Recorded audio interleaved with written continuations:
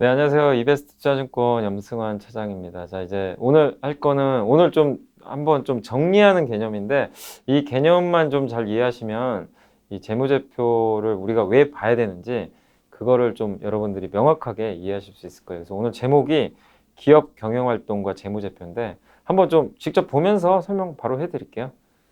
자, 보시면 이게 이제 우리 다 했잖아요. 재무상태표도 하고 손익계산서 그때 현금흐름표까지 했는데 자 보시면 이제 현금흐름표는 제외하고 자 기업이 경영활동을 하는 거를 우리가 재무제표상에서 이런 식으로 우리가 이해를 하시면 돼요. 자 무슨 얘기냐면 자 어떤 회사가 자 여기 보면 자본이 있죠. 예, 그러니까 뭐 이게 뭐 굴삭기 공장이라고 할 수도 있는데 뭐 마음대로 상상하셔도 돼요. 뭐 스마트폰 공장도 되고 내가 뭐 치킨집을 했다고 생각해도 상관이 없습니다. 자, 그래서 내가 1억 원을 가지고 시작을 했어요. 내가 어떤 회사를 설립을 했는데, 뭐, 예를 들면, 그러니까 저번부터 제가 스마트폰 말씀드렸으니까, 스마트폰을 만드는 내가 뭔가 사업을 하고 싶어요. 그래서 자본금 1억, 내 돈 1억 원을 가지고, 아니면 투자자들한테 돈을 받을 수도 있어요. 그래서 1억 원을 확보를 했고, 이게 자본입니다. 아무튼 내 돈이에요. 주주돈. 그리고 은행에서 1억을 빌렸어요. 좀 부족해가지고. 그죠? 그래서 자본 플러스 부채가 우리가 자산이라고 했죠. 그래서 총 2억을 가지고 공장도 만들고 뭐 이렇게 설비 투자도 했어요. 뭐 기계도 사고 스마트폰을 생산하기 위해서. 그래서 이 자산은 부채 플러스 자본이잖아요. 그래서 2억, 1억, 1억. 이 2억의 금액이 여기 들어가 있는 거죠. 공장도 되고 이 스마트폰을 만들기. 그러니까 자산이라는 건 한마디로 내가 영업활동, 내 본업에서 뭔가 제품을 생산하기 위해서 이제 필요한 그런 뭐 구매를 했던 그런 다양한 그런 자산들이라고 좀 생각을 하시면 좋을 것 같습니다. 그래서 이게 2018년도로 제가 계산한 거예요. 그러니까 2018년도 이게 재무상태표입니다. 그래서 이제 요걸 가지고 제품을 만들어서 실제 장사를 했어요. 스마트폰을 판매를 했습니다. 그러니까 첫 해에 이제 2억 원의 매출이 나왔어요. 그래서 매출액 2억 원, 그 다음에 이것저것 비용 제했더니 영업이익이 4천만 원이 나왔습니다. 예. 이익률이 20%죠. 그럼 굉장히 높은 거죠, 사실. 영업이익률이 20%나 되니까. 그리고 뭐 이것저것 뭐 이런 이제 뭐 임대료가 됐건 뭐 아니면은 그 우리가 이제 빌린 돈도 있으니까 뭐 이자 비용을 냈건 간에 아무튼 그런 비용들을 이것저것 제했더니 순이익이 딱 3천만 원 남았어요. 세금까지 내고. 예. 총 이제 마지막에 남은 게 3천만 원이죠. 그러면 이 3천만 원은 어쨌든 이제 장사를 다 해가지고 세금까지 완전히 내고 나서 딱 남은 주주 돈이에요. 뭐 내 돈일 수도 있고 내가 장사를 하면 내 돈이고 이제 주식회사라면 주주의 돈입니다. 저 3천만 원은 누구도 건들 수가 없어요. 근데 주식회사는 연말에 항상 이제 배당금을 결정을 해서 배당을 보통 12월 결산법인이 4월에 주거든요. 그래서 그 배당을 하기 위해서는 당연히 이익이 있어야, 그러니까 순이익이 있어야만 주주들한테 배당을 줄 거 아니에요. 회사가 배당을 주려면 적자인 기업은 당연히 배당을 못 줍니다. 돈이 없기 때문에, 못 벌었기 때문에. 그래서 저 순이익 중에 일부를 배당금으로 줘요. 그래서 예를 든 거예요. 제가 이 기업은 100만 원을 배당을 해줬어요. 그러니까 3천만 원 중에 100만 원이면 많은 건 아닙니다, 사실. 굉장히 뭐 적은 건데 어쨌든 3천만 원 중에서 그냥 예를 든 거예요. 100만 원을 배당으로 주주들한테 줬어요. 2,900만 원 남겠죠. 2,900만 원은 그대로 주주돈인데 그대로 남는 거예요. 그래서 이게 어디로 들어가냐면 그 다음에 재무제표 보시면 재무상태표에 여기 보시면 자본금은 1억 그대로죠. 여기 보면 자본금은 1억 그대로 있고요. 이익 잉여금이라 그래요.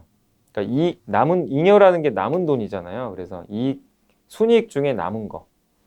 요게 2,900만 원입니다. 이게 여기로 들어가요. 이 자본 항목에. 그래서 여기랑 다른 점은 이때는 처음 시작할 때니까 1억이 자본으로 잡혔지만 1억에다가 그 자본 1억에다가 여기 뭐가 들어가면 남은 이익이 2,900만 원이 들어갑니다. 이거를 두 개 우리가 합쳐서 자본 총계로 바뀌어요. 그러니까 자본 총계라는 거는 자본금에다가 그에 번 나머지 이익금, 잉여금을 합친 거를 우리가 자본 총계라고 그래요. 근데 이게 이제 1억 2천이 되니까 자산이 바뀌게 되겠죠.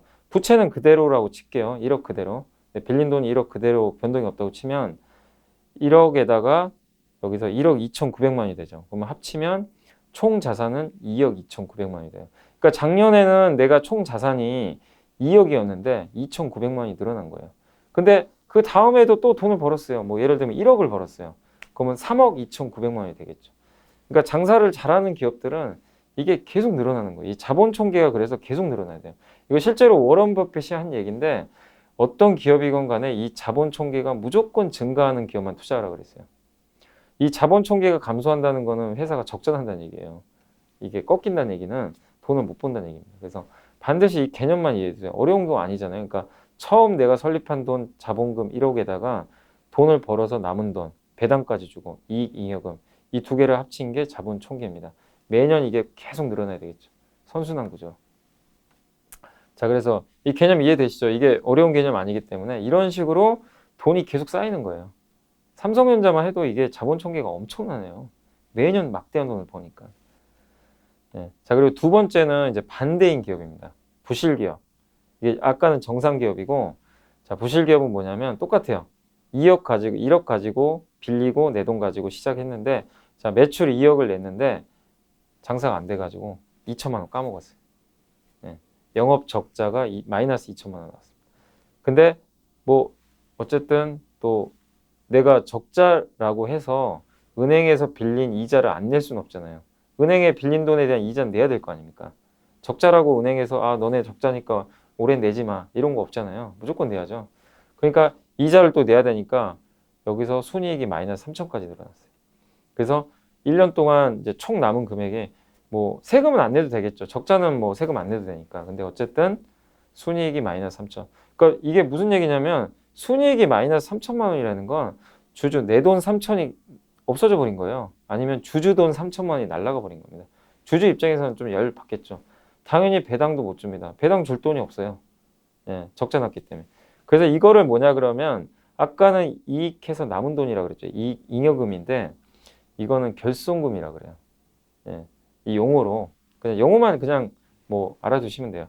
이거를 우리가 이 적자가 나서 이렇게 자본 총계로 들어가는 거를 결손금이라고 합니다. 그래서 자본금이 원래 1억이었잖아요. 근데 결손금 마이너스 3천만 원을 더해줘야 돼요. 그러면 7천만 원밖에 안 남죠. 자본 총계가 7천으로 내려간 거예요. 그러니까 나는 처음에 자본금 1억 갖고 시작했는데 자본 총계가 7천으로 준 겁니다. 아까 이 기업은 1억 2,900만 원의 자본 총계인데 이 회사는 7천으로 줄어버린 거예요. 안 좋은 거죠. 그래서 이거 더하면 자산이 1억 7천밖에 없어요. 돈을 까먹어 3천 어쨌든 3천만 원이 날아가 버린 거죠. 그러면 이게 3천만 원이 날아가면 회사는 계속 성장을 해야 되니까 은행에서 돈을 빌릴 수도 있겠지만 돈을 안 빌리면 이 1억 7천 가지고 또 재투자를 해야 돼요. 그러면 그만큼 투자할 여력이 없잖아요. 2억 2,900만 원 가지고 투자하는 회사랑 1억 7천만 원의 자산 가지고 투자하는 회사랑 점점 격차가 벌어지겠죠. 이게 악순환이 반복. 그러면 돈이 없으니까 어떡합니까? 은행에서도 빌리겠죠. 부채가 늘어날 수도 있어요. 그래서 자본 총계는 무조건 올라가야 돼요. 이 자본 총계가 매년 계속 올라가야 됩니다. 이게 이렇게 까먹기 시작하는 기업은 이게 안 좋은 거고. 그래서 이런 기업을 우리가 자본 잠식이라고 그런 거예요. 자본 잠식이라는 용어가 다른 게 아니라 처음 자본금 1억인데 이게 계속 증가해서 자본 총계가 그러니까 자본 총계는 자본금보다 무조건 커야 됩니다. 이거 당연한 거잖아요. 자본 총계가 여기는 1억 2,900, 자본금은 1억이니까 당연히 자본 총계가 더 크죠. 이 기업은 반대잖아요. 자본금은 1억인데 자본 총계는 7천만 원이에요. 반대죠. 이거를 우리가 자본 잠식이라고 해요. 근데 우리 이제 그 상장기업 규정상 저 자본금 1억이잖아요. 1억인 종목이 기업이 자본 총계가 마이너스 만약에요. 5천만 원이 됐어요. 5천만 원이 날아간 거죠. 그런 경우 50%가 그러니까 자본 잠식률 50%라고 하는데 그러니까 회사가 가지고 있는 처음에 자본금의 절반을 까먹은 거죠. 그런 경우는 관리 종목이 편입됩니다. 그리고 만약에요. 저 1억 원을 다 까먹었다고 칩시다. 계속 적자를 봐가지고 이게 결손금이 마이너스 1억이 됐다고 쳐봐요. 그러면 1억에서 마이너스 1억을 빼면 어떻게 되죠? 1억을 빼면 0이 되죠. 자본 총계가 0이 되죠. 그럼 완전 자본 잠식이고요. 그런 경우는 어떻게 되냐면 바로 거래 정지예요. 네, 거래소에서 바로 거래 정지를 때리고 상장 폐지 실질 심사로 들어갑니다. 상장 폐지 조건이에요. 완전 자본 잠식. 그 되게 위험한 거예요, 저게.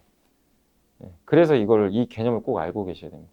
자, 그래서 제가 이 삼성 엔지니어링은 물론 상패는 안 당했는데 상패 당할 뻔했어요. 이거 보여드릴게요. 이게 보시면 삼성 엔지니어링이 그 2013년도에 여기 한번 봐보세요. 매출액은 이대로인데 영업이익이 이때가 아마 1조 적자가 났을 거예요. 당기순이익을 무려 7천억 까먹었어요. 1년에. 자, 여기 보세요.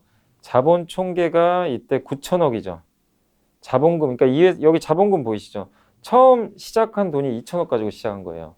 그래서 돈을 벌어서 그동안 이제 자본 총계가 늘어났는데 자본 총계가 9천억이죠. 그러면 자본금보다는 자본 총계가 아직 높잖아요. 물론 대규모 적자를 봤지만 그래도 아직까지는 7천억이 더 많아요. 자본 총계가. 그래서 뭐 상패라든가 이런 것까지는 아직은 아니에요. 자본금보다 7천만 원이 자본 총계가 많으니까. 근데 2년 후에 어떻게 됐습니까? 이때 1조 3천억을 날려버렸어요. 어마어마하게 까먹었죠. 자, 보세요. 자본금은 그대로 안 변합니다. 2천억인데 자본 총계가 마이너스가 됐어요. 1조 3천억 까먹어가지고. 이걸 여기 자본 총계에 넣는 거거든요. 마이너스 3천배요. 완전 잠시. 그래서 그때 상폐당할 뻔했잖아요. 그래서 어떻게 했죠? 유상증자 있잖아요. 유증해가지고 이 자본 총계 이 마이너스 난 거를 유상증자하면 이 자본 총계 늘어나거든요. 여기 보시면. 그래서 메꾼 거예요. 이걸로. 자본금하고 같이 해가지고. 이걸 메꿔버린 거예요. 네. 그래서 이제 상폐에 면한 거죠. 대우조선도 한번 그럴 뻔했고 몇몇 기업들이 있어요. 저렇게 완전 자본 잠식. 회사 망할 뻔. 네. 이런 기업들이 있습니다. 그만큼 이게 되게 무서운 거예요. 그래서 여러분들이 어쨌든 이렇게 재무제표 보실 때 항상 자본금하고요. 자본 총계도 잘 보세요. 이게 자본 총계가 계속 늘어나야 돼요. 매년. 예. 여기 보면 이제 늘어났죠. 2017년도에 이렇게 조금이라도. 이렇게 어쨌든 늘어나야 됩니다. 이게 내리막길 걸으면 정말 위험합니다. 자, 그래서 이제 마지막으로 이제 자본 잠식의 개념인데 아까 잠깐 설명드린 것처럼 자본금 1억인데 결손금 3천만 원이 생겨서 자본 총계가 줄어드는 거. 그래서 결손금이 생겨서 자본 총계가 자본금보다 작아지는 상황. 완전 자본 잠식은 자본 총계가 마이너스가 되는 거. 아까 요런 케이스. 요거는 상장 폐지입니다. 그래서 이런 기업들이 재무제표 보시면 관간이 있어요. 특히 3월 달에 정말 조심하셔야 돼요. 3월 달에 감사 보고서 이렇게 뜨는데 그때 이런 이제 자본 잠식 기업들은 갑자기 상폐당하는 경우 되게 많이 발생합니다.